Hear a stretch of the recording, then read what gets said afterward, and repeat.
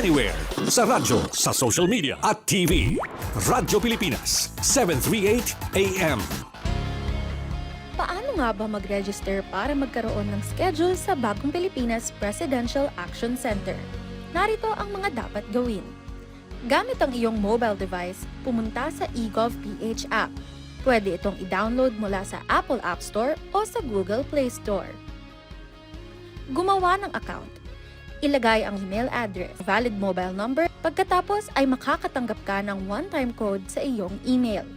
Gamitin ang code sa eGov app para sa verification ng iyong account at ng mga impormasyong ibinigay. Congratulations! Meron ka ng eGovPH app account. Pwede mo na ma-access ang iba't ibang serbisyo ng gobyerno kabilang ang mga serbisyo sa Bagong Pilipinas Presidential Action Center. Matagal nang mailap ang internet sa maraming lugar. May mga gurong handang magturo, mga batang puno ng pangarap. Ngunit kulang sa internet connection. Kaya sa utos ni Pangulong Ferdinand Marcos Jr., kumilos ang Department of Information and Communications Technology at ang Department of Education para magkaroon ng internet ang mga paaralan sa mga liblib na lugar. Noong nakaraang linggo, dinayo ng Pangulo ang Island School sa Binuangan Elementary School sa Ubando, Bulacan.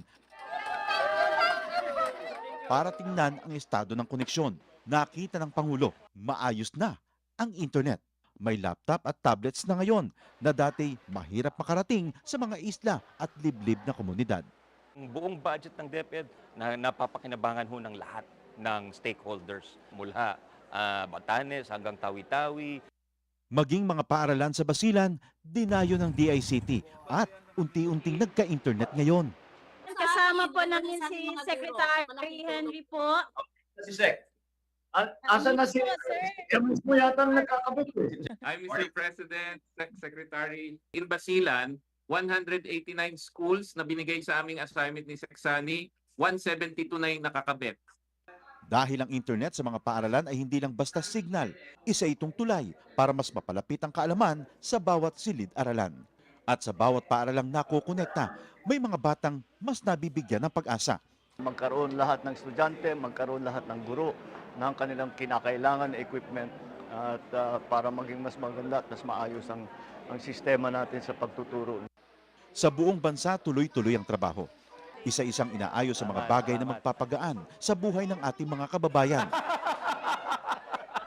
Para ang edukasyon ay mas maging abot kamay ng bawat batang Pilipino, anumang isla o lalawigan sa bansa. Ito ang Presidential Broadcast Service. Radyo Pilipinas. Radyo Publiko Ng Bagong Pilipinas para sa Bagong Pilipino. Naghahatid ng mahahalagang balita at impormasyon na guugnay ng pamahalaan sa sambayanan. Tulay sa himpapawid ng serbisyo publiko. Radyo Pilipinas. Radyo Publiko. Ang boses ng Pangulo. Sa Mega Manila, 738.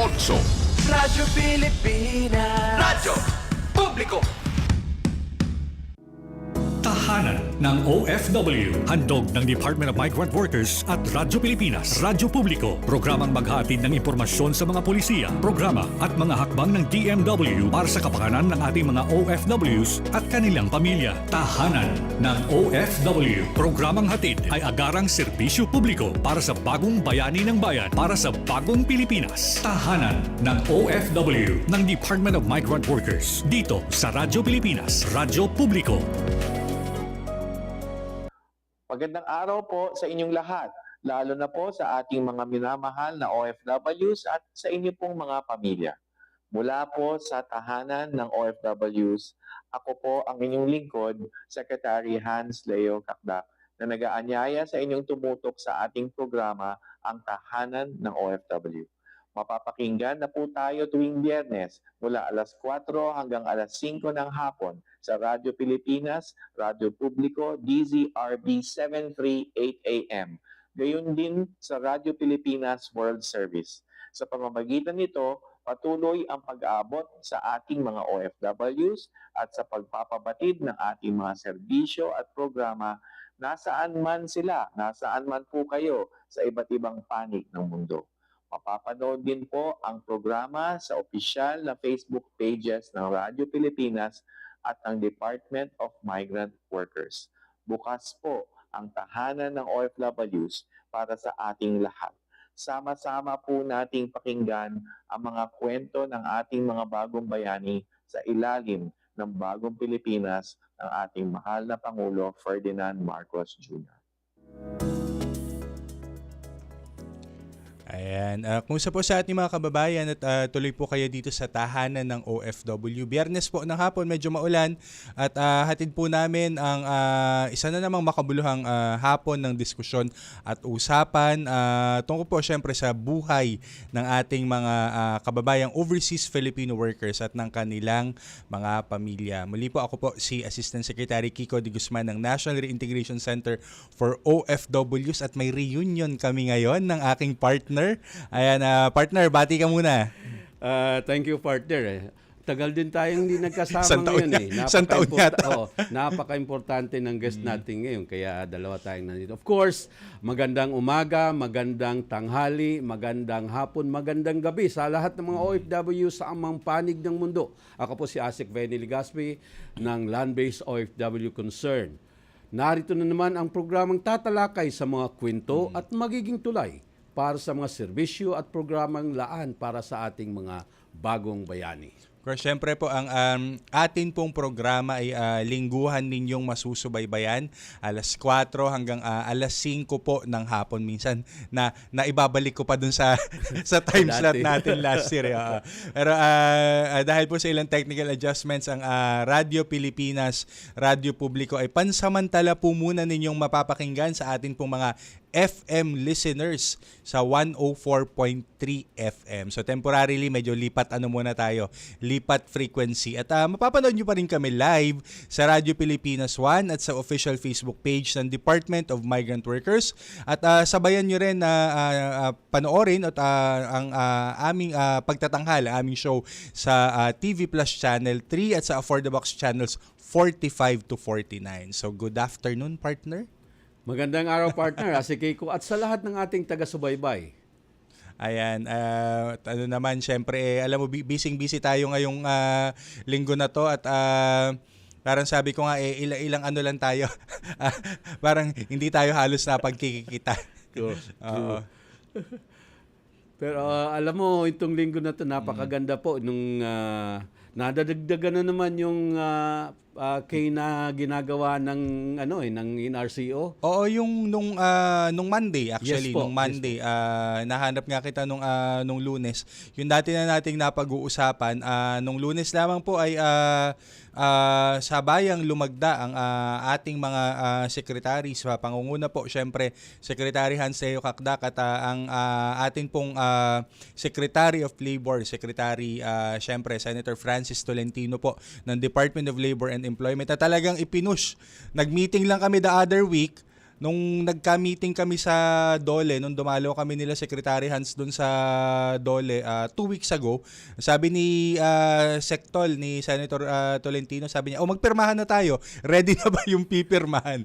So sabi namin, sir, may lang kami, konting ipopolish. At nung ang Monday, partner, ay atin nang naituloy ang pirmahan. Actually, ito ay isang ongoing program, expansion program ito ng ating kaalaman tungo sa kabuhayan. Kasama rin siyempre ang TESDA at ang OWA. Ayan. Actually, ang bilis nga, partner, kasi hindi natin maitatatuwa na ang DOLE ay siya yung co-chair ng NRA natin, yung National Reintegration Network, na talagang ito yung pinush ng ating mahal na Pangulo last year para sa reintegration program ng mga OFWs na alam natin na patuloy po na inaakap natin dahil sa nangyaring kaguluhan sa Middle East. Yes, at of course, syempre, we're very thankful to our partners at ang natin dito, ang commitment po, commitment at actually ginagawa na po ng ating mga iba't ibang mga ahensya ng pamahalaan ay hindi lamang po ito skills training, libre po ito. Kaya watch out po sa ating mga ongoing na mga pa-training sa iba't ibang lugar sa ating bansa. Bagkos ay ay meron po itong naghihintay na job matching at may naghihintay po ito ng mga local employment opportunities sa tulong po syempre ng TESDA, ng DOLE, ng OWA at ng Department of Migrant Workers. Handog po yan sa ating mga OFW at kanilang mga pamilya. Yes, partner. Samantala, narito po ang mga mahahalagang kanaganapan sa loob at labas ng bansa. Ito ang Balitang DMW. Balitang DMW. Matagumpay na isinagawa ng Embahada ng Pilipinas katuwang ang Migrant Workers Office or MWO natin sa London ang Filipino Community Outreach sa Faroe Islands. Ako malayo ito, partner. Ang 2 araw na consular outreach mission sa Torshavn, Faroe Islands at nakapagbigay ang ating embassy ng mahigit sa 570 na consular services. Kabilang na ang passport application, civil registry, notarial services, overseas voter registration at iba pa. At nagbigay naman ang MWO London ng 180 plus na employment-related services kagaya na lang, partner, ng contract registration, processing ng overseas employment certificate, ang OWA membership natin na talaga namang atin ding tinututukan at direct hire application. Kabilang na rin syempre ang reintegration services at programs na kanila rin namang ipinupush sa London, konsulad natin sa London at syempre ang ating MWO doon. Yes, at sa pagpapatuloy ng ating balita, personal na binisita ng Department of Migrant Workers at OWA ang pamilya ng isang Pilipinong seafarers na nasawi matapos ang pag-atake sa mga commercial vessels sa Black Sea. Tiniyak ni DMW Secretary Kakdak na tutulungan ng pamahalaan ang repatriation ng labi ng seafarer. Inatasan din niya ang licensed manning agency na ipaliwanag ang mga benepisyo at kompensasyong nakapaloob sa kontrata at tugunan ang usapin kaugnay ng self-allotment status ng marino. Pinayuhan niya ang pamilya na kumonsulta muna sa DMW at OWA bago lumagda sa anumang dokumento. Aniya, ang paglakda ay dapat isagawa sa Maynila sa harap ng mga kinatawan ng mga ahensya. Bukod dito, nangako ang DMW na tutulong sa pag-aaral ng mga anak ng seafarers, habang ang OWA naman ay magbibigay suporta sa funeral arrangements. Yan. So, syempre medyo malungkot na balita nga natin, partner. So, samantala po, muli namang nananawagan ng Department of Migrant Workers sa mga ship owner at licensed manning agencies na iwasan ang pagpapalayag ng mga barko sa mga high-risk at warlike areas, kabilang na po ang Black Sea, upang maprotektahan ang mga Pilipinong seafarer. Ayon kay Secretary Hans Leo J. Kakdak, patuloy na binabantayan ng DMW ang sitwasyon matapos sa mga pag-atake sa mga barkong may sakay na Pilipinong marino. Anya, hindi dapat makaranas ng diskriminasyon ang mga seafarer na tatangging maglayag sa mga mapanganib na lugar at nararapat din silang makatanggap ng sapat na kompensasyon at libreng repatriation. Patuloy namang nakikipag-ugnayan ang DMW sa iba pang ahensya upang higit pang mapalakas ang proteksyon para sa ating mga seafarer. Balita naman mula sa Middle East, bilang tugon sa patuloy na krisis sa gitnang silangan, inilunsad ng pamahalaan ang UPLIFT or Unified Package for Livelihoods, Industry, Food and Transport. Isang whole-of-government response na iniutos ni Pangulong Ferdinand R. Marcos Jr. sa ilalim ng pinirmahan niyang Executive Order number 110. Layunin ng UPLIFT na pag-isahin ang mga programa, serbisyo at intervensyon ng iba't ibang ahensya ng pamahalaan upang mabawasan ang epekto ng pandaigdigang krisis sa mga Pilipino, lalo na sa mga overseas Filipino workers at kanilang mga pamilya. Sa ilalim ng Saving Lives o Sagip Buhay Pillar, pangungunahan ng Department of Migrant Workers at Overseas Workers Welfare Administration ang ligtas na repatriation, agarang ayuda at reintegrasyon ng mga OFW na apektado ng sitwasyon sa Middle East. Bilang suporta sa programa, inaprubahan din ng Pangulo ang 3 bilyong pisong supplemental fund upang mapalawak ang tulong at mga serbisyong maipagkakaloob sa ating mga bagong bayani. At yan po ang mga balita sa linggong ito at sa pagkakataon naman ito ay dumako naman tayo sa serbisyong DMW. Serbisyo DMW. Kaugnay ng patuloy na isinasagawang Action Fund Distribution sa National Capital Region na bahagi ng Uplift Program ng Department of Migrant Workers, makakasama natin ngayong hapon ang isa sa mga benepisyaryo ng programa. Of course, partner, kasama natin ngayon si Maria Veronica Silvestre Santillan, dating OFW sa Saudi Arabia. At of course, maligayang pagdating sa tahanan ng OFW, Maria. Ayan, ma'am, bati ka muna at para naman kahit papaano makilala ka namin at marinig naman ng iyong mga kapamilya at kakilala. Sa mga OFW. Ayan, good afternoon po, ma'am. Ma'am, gaano na kayo katagal sa abroad bago tong inyong pag-uwi nitong mga nakalipas lamang? Nung nakaalis po ako last year, September, hindi po ako nag-isang buwan doon. Oo. Kasi sa health condition, bali nag-high blood po ako doon. Naawa naman po to si employer, nag-decide na lang na uwi na lang daw po ako kaysa mapano daw po ako doon. Pero prior, ma'am, nag-abroad ka na rin o first time mo yon? Pangatlo ko po. Pangatlo. Okay, so before yung Saudi Arabia, mayroon bang ibang bansa po kayong napuntahan? Ano po, 2009 or 10, sa Kuwait po. Kuwait. Tapos sumunod po noon sa UAE. Alright. At kumusta naman yung naging karanasan mo? Wala ka naman naging problema sa dalawang bansang napuntahan mo? Meron po. Siyempre hindi naman po talaga may iwasan yun eh. Meron pong, yung katulad nung umalis ako sa pangalawa dun sa UAE. Doon po yung sobrang nagka-problema po ako doon. Kaya po nung nakauwi ako, balit 3 months lang ako doon eh. Kasi nga po nagkaroon ng problema. Doon po sa napuntahan ko mga employer. Tapos nung nakauwi po ako, matagal na nasundan. Last year lang po uli ako nag-decide na kailangan ko yung umalis. Kumusta ka naman ngayon, ma'am? Ano po ang inyo namang nararamdaman at kumusta naman po ang inyong kalusugan? Ngayon po ay katulad po nung history na sakit ko na bato sa abdo, yun pala kaya siguro po na high blood ako dahil dun sa sakit ko. Buti po kumontak po ko sa DMW at nagpapasalamat sa kanila yung concern ko po natugunan nila. Napadala po nila ako sa OFW Hospital. Doon po yung sinagawa yung pag-operation sa akin. Oh, so nagpa-opera na po kayo sa ating hospital? Opo, doon po. At okay naman? Opo, mabait po sila, mga nurse, doktor, mga yung lahat po mababait sila, wala po masabi sa kanila. Nakikinig yata si Medical Director Dr. Serge Simangan. Si Doc Serge, classmate. Doc Serge, ayan. Po, security guard, mga naglilinis, mababait. Okay.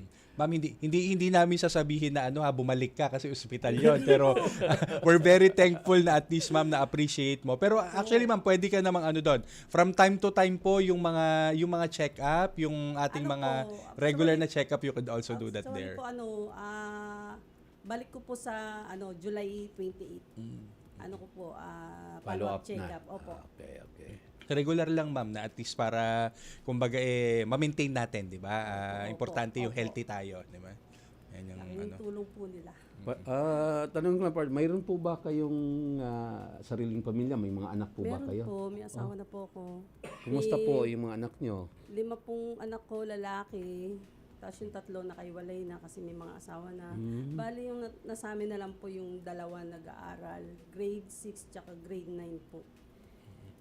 At sa pagbalik mo naman dito ma'am, aside dun sa iyong health condition na luckily po ay naagapan naman natin, ano pa yung mga kinaharap mo naman na mga pagsubok o ano naman yung iyong mga karanasan sa iyong pag-uwi?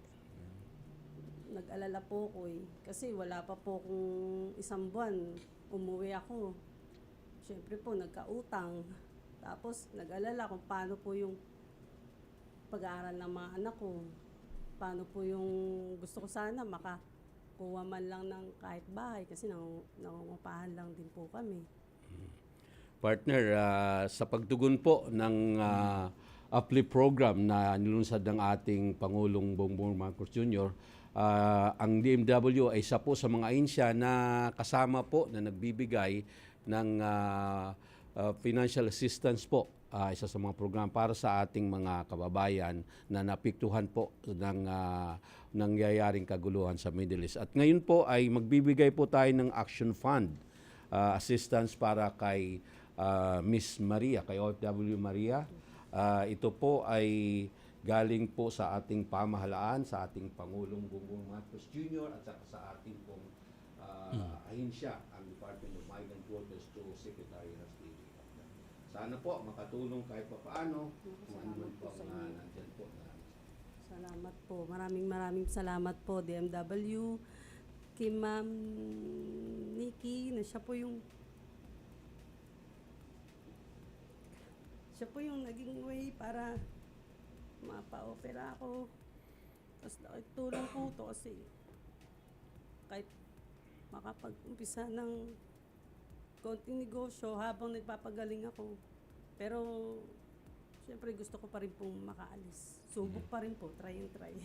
Ma'am, pero kung mag-succeed naman yung negosyo mo, kaya yung masisimula mo sa Pilipinas, why not, di ba, na mag-stay dito? Ano bang plano mo, ma'am, na Tuloy ko po yung kasi naumpisa ko na po yung bigasan. Bigasan. Nung nagsasakit-sakit na po siya, yung asawa ko nawalan po ng trabaho. Nawalan din po kami ng puhunan, kautang, nahinto. Ayan, ma'am, saktong-sakto pa pampuhunan, and then pwede ka ring naman, actually may mga iba pa tayong mga partner na government agencies. Correct. Partner na pwede din namang makatulong para at least kahit paano magtuloy-tuloy po ang inyong kumbaga negosyo. We can actually link her sa Department of Agriculture saka sa NFA din, 'di ba? Yung bigasan ng bayan, may naman tayo na may MOA tayo yes, with the Department of Agriculture, Secretary Oo. Chu Laurel. So, huwag kayong mag-alala. Kausap nyo po ang Assistant Secretary ng Reintegration Services ng Department of Migrant Workers. At kami po, ang buong OFW, tahanan ng OFW, DMW ay para po dyan sa mga programa na ay sinusulong. Siyempre, palagian pong nakasuporta. Ma'am, may message ka ba na nais mong maiparating sa ating mga kapwa OFW na may mga pinagdadaanan din naman siguro na problema o may mga karanasan din naman na kanilang nais ding malampasan? So, ano po ang message ninyo? Yun lang po, sa mga katulad kong OFW na sumusubok na makipagsapalaran sa ibang bansa. Siyempre, hindi natin maiwasan yung nandun tayo, pinakikisamahan ibang lahi. Sige lang, try lang. Tapos, pray. Yan, number 1 yung pagpipray. Yung i-try pa rin natin hanggang sa mag-succeed tayo kasi may goal tayo na para sa pamilya. Wag po mawawalan ng pag-asa. Alright, maraming salamat Maria Veronica Sylvester Santillan sa pagpapaunlak sa amin na makapanayam ka namin sa araw na ito. Maraming salamat Dalangin namin na magtagumpay ang iyong bigasan sa susunod niyan, grocery niyan. Next is palaki niyan, supermarket. Palaki niyan. Dapat ganun ang para papunta naman tayo doon di ba? Para at least kumbaga achieve natin ang mga dreams ng ating mga OFW. At sa aming pong pagbabalik ay pag-uusapan naman natin ang reintegration at retirement para sa ating mga senior OFWs. Kaya diyan lamang po kayo, huwag kayong aalis at magbabalik po ang tahanan ng OFW matapos lamang ilang mahalagang paalala. Para sa bagong bayani ng bayan, tahanan ng OFW para sa bagong Pilipinas. Tutukan sa Radyo Pilipinas ang espesyal na live coverage ng ikalimang State of the Nation Address ni Pangulong Ferdinand R. Marcos Jr. Aming ihahatid ang bawat mahalagang pangyayari mula umaga hanggang gabi. Abangan sa darating na July 27, araw ng Lunes, SONA 2026. The Radyo Pilipinas Special Coverage. Tinig ng Bayan! Tinig ng Bayan! Sa direktiba ni Pangulong Ferdinand R. Marcos Jr., narito ang isang kwento ng pag-asa mula sa isang benepisyaryo ng serbisyo ng gobyerno. Malaking tulong po ang naibigay ng pamahalaan ng Agriculture, Department of Agriculture, yung mga ayuda na naibigay nilang sa mga abuno. At saka yung mga water pump noon, yun ang malaking tulong din sa amin dahil kung walang bagyo noon, nahirap kaming kumuha ng tubig. Kaya salamat na lang at mayroon din silang binigay na mga water pump na malaking tulong sa amin mga farmers. Sana tuloy-tuloy ang tulong nila na mangyari na ibibigay nila sa amin para makasurvive naman kami. Yun lang po ang malaking tulong na dapat ituloy-tuloy nila ang pagtulong sa mga farmers, lalo na yung mga ayuda. Thank you po. Pamahalaan ninyo ay laging nandito at laging iniisip kung paano kayong tulungan, kung paano alalayan ang pang-araw-araw ninyo na buhay. Proyekto ng Pangulo, ramdam ng bawat Pilipino. Tinig ng Bayan, tinig ng bayan. Magandang araw, si Dingdong Dantes po ito. Binahaba ang bahay mo. May simple checklist ako para sa'yo. Una, check your outlets. Tignan kung walang cable na basa o nakababad sa baha bago buksan ang main switch. Pangalawa, check your surroundings. I-check kung may mga naipong tubig sa mga paso o gulong o iba pang maaaring bahaya ng lamok para maiwasan naman ang pagkalat ng dengue. And last, but definitely not the least, i-check ang sarili at ang pamilya. Kumonsulta sa health center o sa inyong doktor kung may nararamdamang sakit. Check, check, check! Ingat always, mga kababayan. #panatag ang may alam.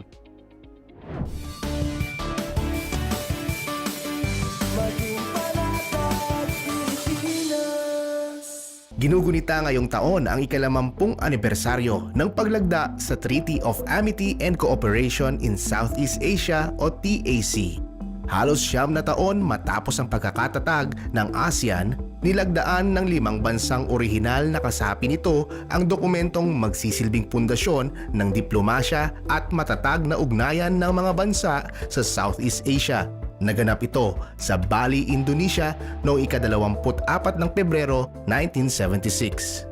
Binago ng TAC ang ASEAN tungo sa pagiging organisasyong may malinaw na alituntuning nakasentro sa mga prinsipyo ng paggalang sa soberanya, hindi panghihimasok sa panloob na usapin ng bawat kasaping bansa at mapayapang pagresolba ng anumang tensyon. Sa ngayon, lumago na sa 58 high contracting parties mula sa 5 kontinente ang lumagda na sa TAC. Patunay ito sa mahalagang gampanin ng ASEAN sa diplomasya ng Asya at ng mas malawak na international community. Bilang bahagi ng ASEAN 2026 Chairship ng Pilipinas, inilunsad ang isang logo bilang paggunita sa 50th anniversary ng TAC na hango sa pambansang bulaklak natin na Sampaguita. Sumisimbolo ito sa pagkakaibigan at pagtitiwala ng mga bansa na pinanday ng naturang kasunduan. Ang ika-50 anibersaryo ng TAC ay patunay ng nagpapatuloy na matatag na ugnayan at pagsusulong ng kapayapaan sa Southeast Asia tungo sa pag-unlad ng bawat bansa sa rehiyon. Tahanan ng OFW ng Department of Migrant Workers dito sa Radyo Pilipinas, Radyo Publiko. Ayan, partner, at tayo muli na naman nagbabalik. At alam mo ba, partner, na nitong nakaraan lamang na 2025 ay umabot sa mahigit 8,213 OFWs ang nabigyan ng libreng tulong legal ng Department of Migrant Workers sa ilalim ng Action Fund. At siguro ito yung ito yung mga medyo malaliman pa na mga kaso. Iba pa yung mga regular lang na kumbaga consultation, 'di ba? At at yung mga casual questions lang on the loss, of course, of the host country. At inumpisahan, syempre, yung implementasyon ng free legal assistance sa ilalim ng ating Action Fund. At hindi lamang naman din, syempre, legal assistance ang covered ng agarang kalinga, di ba, na hatid ng Action Fund. Andyan na rin, syempre, yung medical, financial at psychosocial assistance sa mga distressed na OFWs at ang kanilang mga pamilya. At syempre, kita naman natin malaking pasasalamat natin sa standby fund na ito, sa Action Fund, dahil agaran tayong nakakatulong, lalong-lalo na nitong Middle East crisis nitong mga nagdaan, partner. At ikaw din, syempre, di ba, doon sa iyong mga mission sa Cambodia nitong start of the year, ay malaki rin ang tulong ng Action Fund. Yeah. Actually, partner, na napakaganda itong provision doon sa batas na mayroon tayong pondo para sa legal, medical, yung mga tulong na kailangan doon sa mga repatriation, yung mga biktima ng illegal recruitment o kaya yung mga human trafficking. Dahil yung action po natin, yung pagtulong natin ay agaran. Kaya nga Action Fund, agarang kalinga at saksolo sa mga OFW na nangangailangan. And this is one of the cornerstone po ng ating batas na mayroon tayong pondo na nakalaan para sa mga ganyang At malaki po ang aming pasasalamat, syempre, sa ating mahal na Pangulo, Pangulong Ferdinand R. Marcos Jr. sa pag-supplement po sa ating Action Fund sa taon na ito, dahil napakarami po ng aming pang matutulungan at mapagsisilbihan ng mga OFW. So we're very thankful for that one. At sa pagkakataong ito, partner, dumako na tayo dun sa ating segment, ang ating kaagapay sa DMW. At sabi mo nga, very special dahil nakapagsabay tayong dalawa. Ayan, nakapagsabay tayong dalawa dahil ang amin pong guest sa hapong ito, syempre marami sa ating mga OFW ang nagsisikap para sa kinabukasan ng kanilang pamilya. At pero napakahalaga rin, syempre, ay hindi lang yung what's happening right now, what you're experiencing right now. At mahalaga po yung tinatawag na nating paghahanda sa buhay pagkatapos ng pagtatrabaho sa ibang bansa, o yung retirement and reintegration na napakahalagang atin syempre napagpaplanuhan.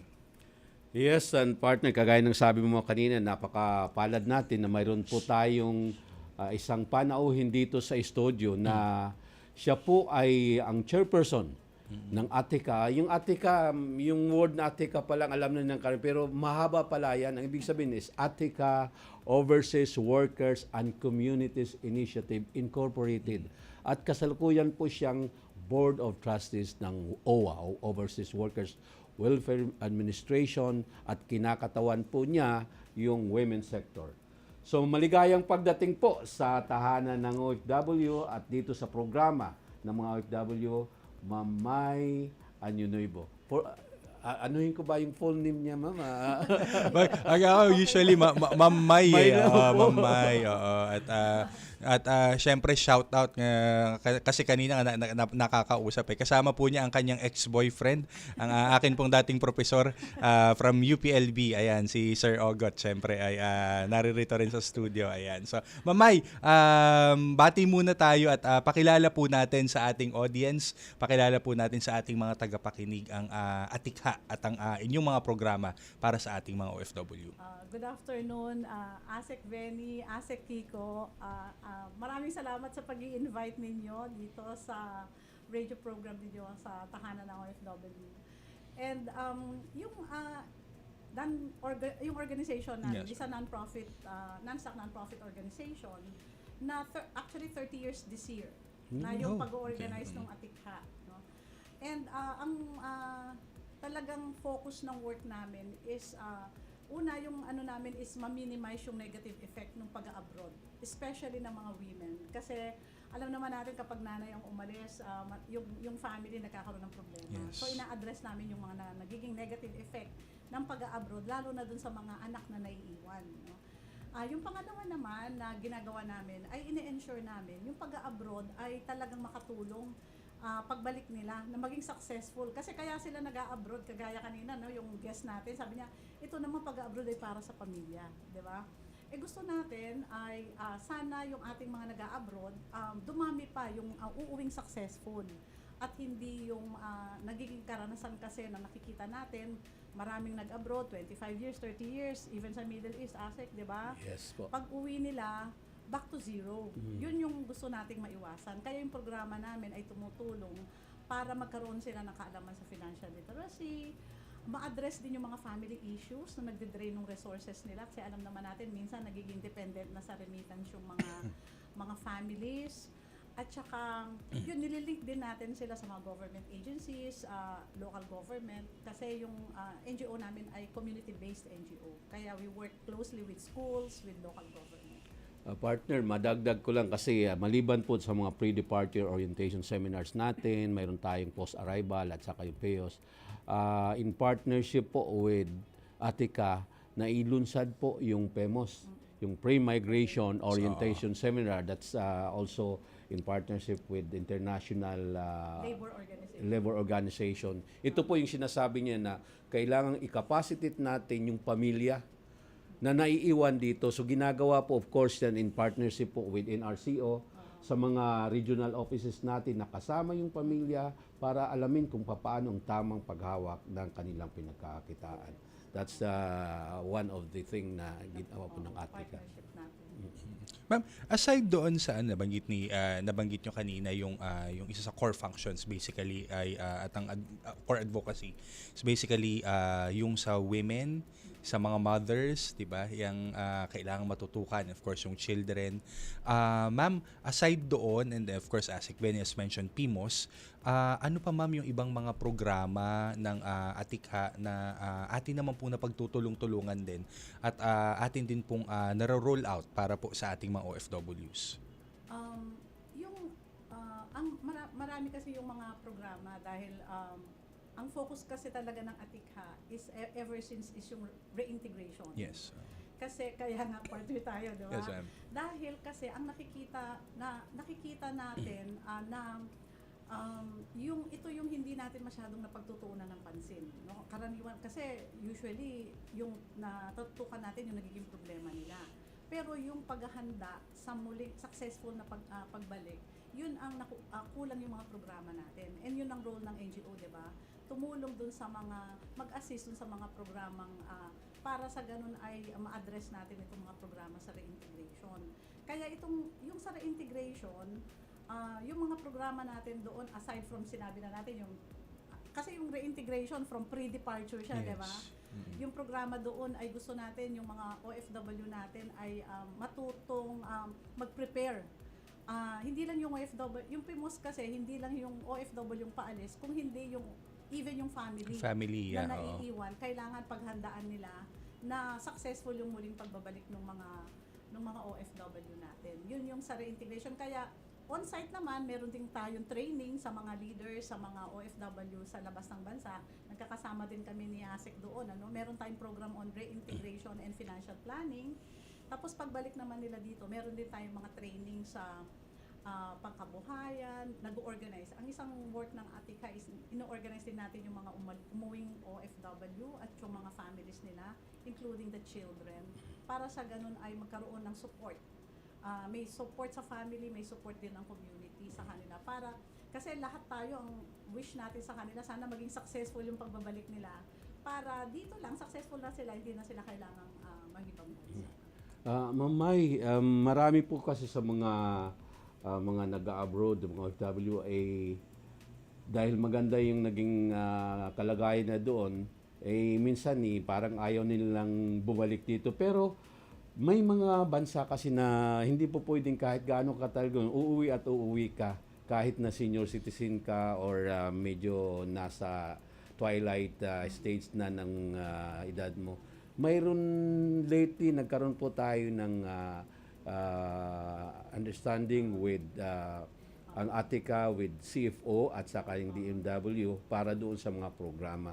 Pwede mo bang ikwento ano ba yung programang inilalatag ngayon para sa mga senior OFW. Isa kasi yun sa 10 parang ano to, ni- parang village. Yes, Yan yung ating dinidevelop na yan. Kasi ang based kasi doon sa mga request ng ating mga OFWs, no, sa Atikha, marami na kasi tayo ngayon na mga aging population ng mga overseas Filipinos na matagal na sila, no? Parang tinamaan ako doon, partner. Tumatanda na sila, no? Kailangan na silang minsan kasi nasasanay nga sila, 'di ba? Parang ayaw na nilang umuwi. Kaya lang kailangan harapin yung reality na talagang may retirement, no? Kailangan nilang mag-retire at mag-reintegrate dito. Kaya yung tinignan natin at maraming overseas Filipinos natin, even yung mga yung mga matagal nang nasa abroad, even nang nasa US, gusto nila kahit magandang buhay nila doon, dito pa rin sila magre-retire. Kaya dahil doon nakipag-partner tayo with DMW and RCO, Commission on Filipinos Overseas at saka yung Philippine Retirement Authority para itatag yung Technical Working Group on Retirement and Reintegration. Kasi maraming nagre-request sa amin na mga OFW na sana tumulong yung Atikha para magkaroon ng retirement village dito sa Philippines. Matagal na nilang request sa amin yan, more than 10 years. Every time makita namin sila, yung mga magre-retire, malapit na kayo mag-retirement village na kayo. Kaya sabi namin, di kaya yan ng Atikha. We need partners, no? Kaya alam naman namin, nagiging priority din naman ng DMW how to address yung issue ng aging population ng mga overseas Filipinos natin. Kaya nung in-approach namin yung DMW and RCO at CFO, very willing naman sila na let us create this technical working group para talaga magkaroon tayo ng concrete program tungkol dito sa retirement ng ating mga overseas Filipinos. At the same time, kung magtatayo kasi ng retirement village, it will create a lot of jobs and investment opportunities, business opportunities para sa ating mga OFW naman na gustong mag-retire dito sa Philippines. Yeah, and speaking of that one, ma'am, how do we intend or how do we plan? I mean, ano yung plano natin to make it sustainable? Kasi syempre, 'di ba, parang to build a housing project is one thing, but to make that housing project a community, a thriving community, ibang usapin yun, ma'am. So ano yung mga ano ba natin diyan? Nababanggit nyo kasi yung creating jobs, yung mga ganyan na ano natin. No? Ang gagawin kasi dito, no, dahil kaya natin sinasabing community kasi yung project natin na retirement village sa San Pablo City, Laguna, yun yung pinag-usapan ng technical working group na mag-create tayo ng isang replicable model para sa ganun, kung maging successful ito, i-replicate natin sa ibang mga probinsya. Okay. So sabi, maghanap kayo ng isang magandang lugar kasi yun yung requirement ng mga OFW natin, no? Gusto namin mag-retire kami sa magandang lugar. So 14 hectare kasi yung ating napiling lugar na overlooking the lake and Mount Banahaw. Ang ganda-gandang mag-retire doon. Ano to, partner? Mauna ko sa'yo doon, ha? Ano to, partner? Hot spring meets mountain climate. Oo. Kailangan Lake at ano to. Kailangan yung medyo hot sa mga nagkakaedad na. And we're not yet going doon sa ano yung masasarap na mga pagkain doon. Siyempre, Laguna yan. Opo. Ang ano kasi dyan, ang concept natin dito no, sa project na to ay ito ay gusto natin, alam naman natin yung ating mga healthcare professionals, sila yung best, pinag-aagawan sila sa buong mundo. Kaya dito talaga, ang gusto natin dito sa ating retirement community, ito talaga ang we will offer yung best, excellent Filipino service and care. And ang gusto natin dito, sustainable living. Kasi, ang concept nito ay isang social enterprise siya. No? Iba yung social enterprise sa isang normal negosyo lang. Yes. When we say social enterprise, we are not only after profit. Of course, importante yung profit para maging sustainable. But more than the profit, kasi tawag namin dyan 3 Ps.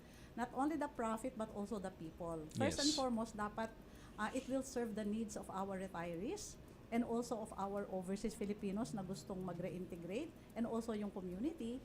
And yung third ay, third P is planet. Yes. Ibig sabihin, dapat itong ating project na to ay it will protect the environment, it will use green architecture. Yeah, that's the sustainability component. Yun yung sustainability component niya kasi pag social enterprise ka, kasama yan sa programa. Kaya in fact meron tayong kasama sa green architect. Yung ating architect na isang certified green architect kasi gusto nga natin ganun yung concept natin. Yeah, and then it's really good, partner, naririnig natin that planning for the future of our OFWs, hindi lang po ito yung matapos yung trabaho, mag-retire po kayo. May plano po yan. Okay, may plano po. May tutulungan namin kayong magplano. And of course, Atika, tutulungan namin kayong magplano. And at the same time, bibigyan namin kayo ng options para po makapaghanda. Yan, napaka-importante po nun. And hindi na lang siya basta, sabi nga ni Ma'am May, hindi lang siya simpleng retirement or retirement na, kumbaga, community. Dagdagan ko ng pang-apat na piyon, ma'am, di ba? Yung may you're looking at a sustainable community, may kumikita kasi nga may profit, di ba? You look at the people, of course, our former OFWs, the planet, the sustainability. For example, more importantly, of course, with all of this, yun yung purpose, di ba? The purpose, yung pag-drive mo ng purpose para doon sa kumbaga ano yung advokasya natin. Yes. We're really thankful for that, Ma'am May, and for all that Atika is doing and for our OFWs. Yeah, at alam ko po, Ma'am May, nailatag na po, may nagawa na i-submit na ba yung kooperatiba ba ito? Paano ba ang structure at paano maging membro? Ako, OFW ako, gusto kong maging kasali dyan sa inisyatiba na yun. Parang feeling ko may presidente na yung Homeowners Association. Meron na po. Yung concept kasi nitong ating retirement community ay it is owned, no? It is owned by the seniors and OFW. Kaya dahil diyan ay ang pagme-member diyan ay pagiging member ng cooperative. Yes. Kaya tumulong yung Atikha sa pag-organize ng Convivencia Housing Cooperative. Yung pangalang Convivencia is actually a Spanish word which means living in harmony with mutual respect and understanding. Kasi mga magtitira dyan, galing sa iba-ibang bansa, na yes. Mga OFW natin, no, from US, Europe, Middle East, pero they will all live in harmony. And yung concept din kasi dito, no, na gusto natin, hindi, yung iba kasi, nag-change yung mindset natin ngayon sa pagkakaroon ng retirement village. Dati kasi, parang pag nilagay mo yung magulang mo sa isang ganyan, parang kawawa. Dito, hindi. Kasi, ang pinaka-concept nitong ating retirement village, ang gusto kasi natin ay they will still have creative, sabi mo nga, Ase Kiko, purpose. Yes. May purpose pa yung kanilang, kasi yung kanilang buhay. Hindi yung retired ka na, parang naghihintay ka na lang. Kung hindi, itong mga pupunta dito sa ating retirement, most of them they were the best in the industry, no? Yes. Mayroong expertise dun sa mga bansang pinanggalingan nila, no? Kaya pagdating dito, inaasahan natin na malaki pa rin yung contribution nila sa komunidad. We will link them with various development initiatives sa area para patuloy yung pagiging creative nila at makatulong sila. Ang tawag natin brain gain, di ba? Yung expertise, lalo na yung mga healthcare professionals natin, very willing sila na tumulong dito kung paano sineset up yung mga retirement community sa US, ganun din isi-set up dito para yung expertise nila doon mapakinabangan natin dito sa Pilipinas. Ayan. So, Ma'am May, paano ba mag-join at paano ba kayo makontak para tungkol naman dito sa ating community na ito? Para makapag-join, sino yung pwedeng mag-join? Ang pwedeng mag-join dyan ay mga seniors, OFW, at iba pa, no, na mga non-resident Filipinos, at iba pa na gustong bumili, mag-lease o kaya mag-invest dito sa Convivencia Housing Cooperative Project natin ito. And para maging member, kasi ang gusto natin maraming mag-member, no? Para maging member ay 1,000 pesos lang yung membership fee, 5,000 yung capital share, at yung kanilang time deposit ay minimum of 50,000 ang natin, no? Yung ating nire-request para mag-member. At of course, kailangan nila ng pre-membership orientation, seminar, and kailangan ay mag-apply sila dun sa ating cooperative. Mamay, Siyempre, may mga naipon na akong kapirahan for so many years na nandun ako sa abroad. Gusto kong mag-invest na magkaroon ako ng unit, isang bahay o isang ano doon. Mayroon bang mga ganun habang inaayos parang may term doon, yung pre-selling kung sa condo. meron. Magkano ba ang kailangan kong ipunin muna ngayon maliban sa 1,000 na membership at 5,000 na share capital? Kaya mo naman ng 1 give ikaw naman partner. Hindi na siya Actually, yung ating mga na-organize na kasi natin ito, ASEC. And in fact, tumulong talaga si ASEC Benny. Director Andy, of course. Kasama sila sa mga founding members nitong ating Convivencia Housing Cooperative. And yung pinili na, by invitation lang kasi, yung founding member ng Convivencia Housing Cooperative, sila yung experts sa health and geriatric care, real estate development, marketing, at saka co-op management. No? So, kaya parang special yung aming mga founding member. And of course, yung founding member ay nag-pledge sila na 500,000 ang kanilang ang tawag namin social investment. Social investment. Because yung ating mga founding member, they're doing it not for the investment alone. It's more na makatulong.